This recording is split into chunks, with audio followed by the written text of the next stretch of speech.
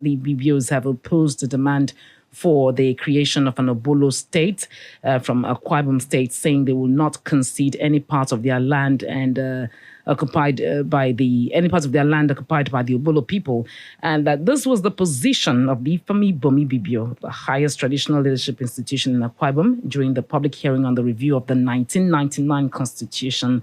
The public hearing on the amendment of the 1999 Constitution for the South-South Zone was declared open on Friday at Ikorekpene by the Senate President Godswill Akpabio, and the memorandum was presented by Dr. Samuel Odonsak, the President General of Eket People's Union, on behalf of the Ifeanyi Ibibio.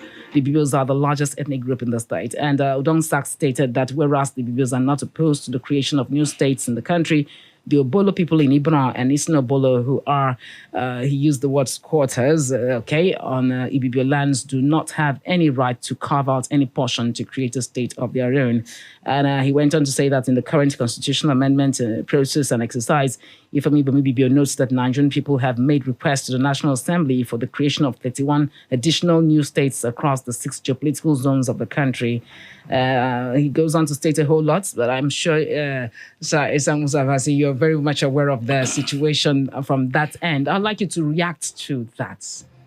It's very, very unfortunate that came in, to me, not from our brothers, the Ibibios, but particularly from the Eket axis, which are trying to drag the whole of Ibibio into the whole issue of state creation.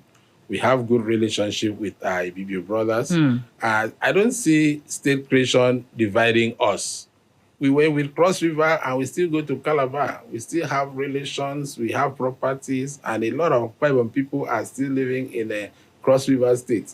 So I don't see having a state carved out of Akwa Ibom state that should cause such wranglings. But to me, I see them as those people that are being protesting against it as interlopers, because the request does not include them. The names of the local governments that are requesting for the state are clearly stated.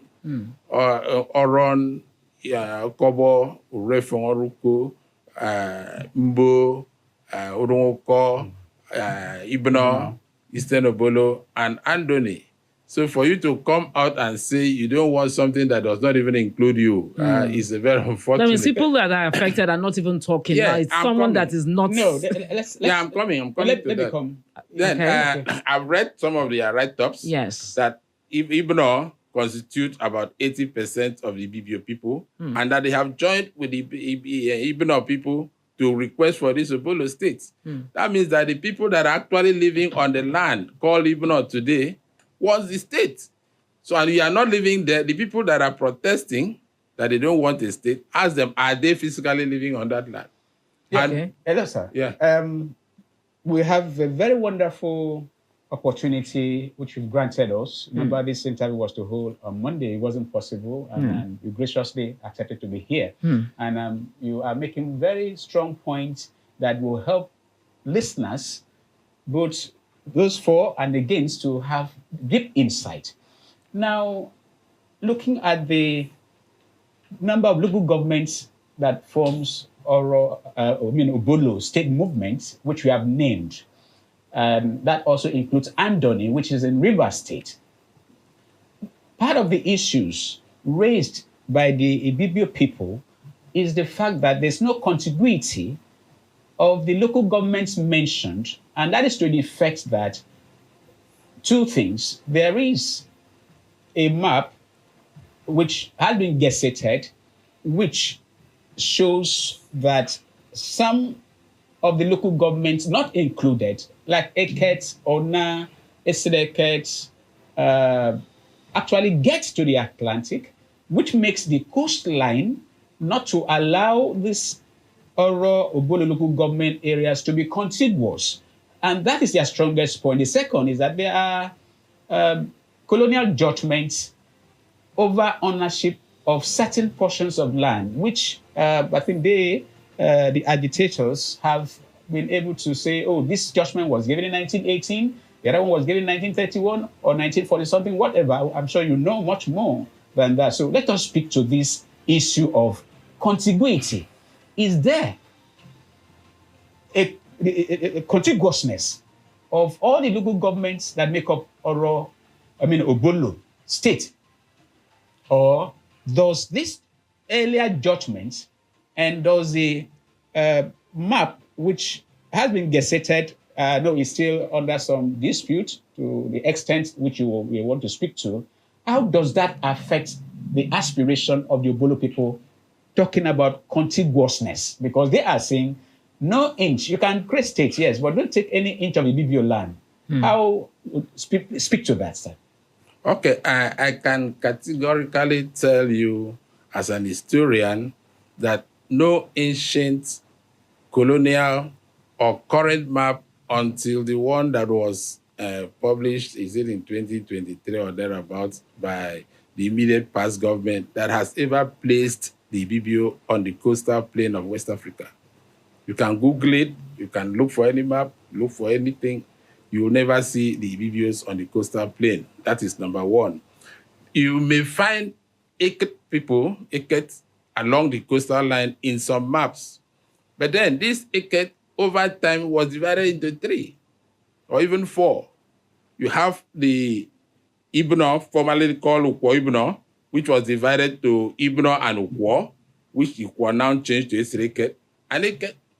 So these are people who were occupying the same area, and over time, administratively, they were divided into 3.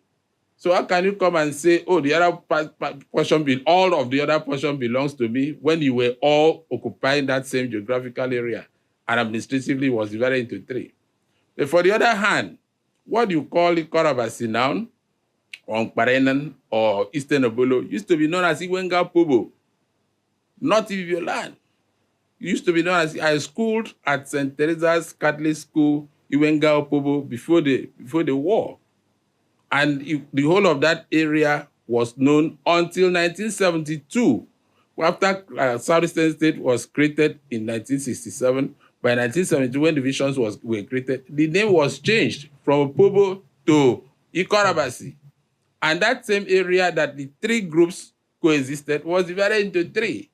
The Oro-Obolo, Nkparenan, and Eastern Obolo.